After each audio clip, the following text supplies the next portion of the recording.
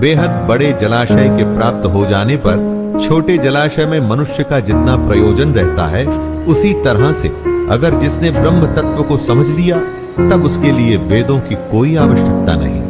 पोथी पढ़ पढ़ जग मुआ, पंडित भयानक होए। पोथी या वेद से ही आपको सफलता मिले, ऐसा सोचना गलत है। कर्म योग तो उस बड़े तालाब की तरह है कि अगर ये मिल गया तो छोटे तालाब की आवश्यकता आपको क्यों रही। कर्म का खेल इतना बड़ा है कि उसके आगे सारे ज्ञान छोटे पड़ जाते हैं। लेकिन कर्म को समझना पड़ेगा कि आखिर ये होता क्या है।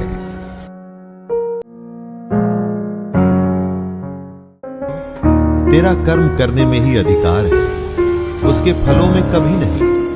इसलिए तू कर्मों के फल के लिए काम मत कर, और ऐसा भी ना हो कि तू कर्म ही ना करे। कर्म करना है लेकिन फल के लिए नहीं। गीता के सबसे लोकप्रिय श्लोक में इस श्लोक की गिनती होती है। कर्म करना है लेकिन फल के लिए नहीं, उसे अपना धर्म और अपना कर्तव्य समझकर। कृष्ण योग को और समझा रहे हैं। हे धनंजय, तू आसक्ति को त्याग कर सिद्धि और असिद्धि में समान बुद्धि वाला होकर योग में स्थित हुए कर्तव्य कर्मों को कर।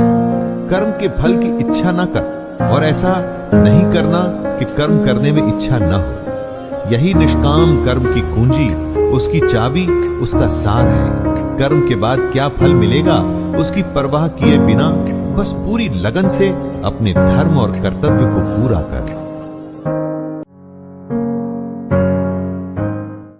जो निष्काम कर्मयोगी होता है वो पाप पुण्य से दूर हो जाता है। जो फल के लिए काम करते हैं उन्हें हमेशा असफल होने का डर रहता है, और इसीलिए कभी भी वो कर्म को अच्छे से नहीं कर पाते।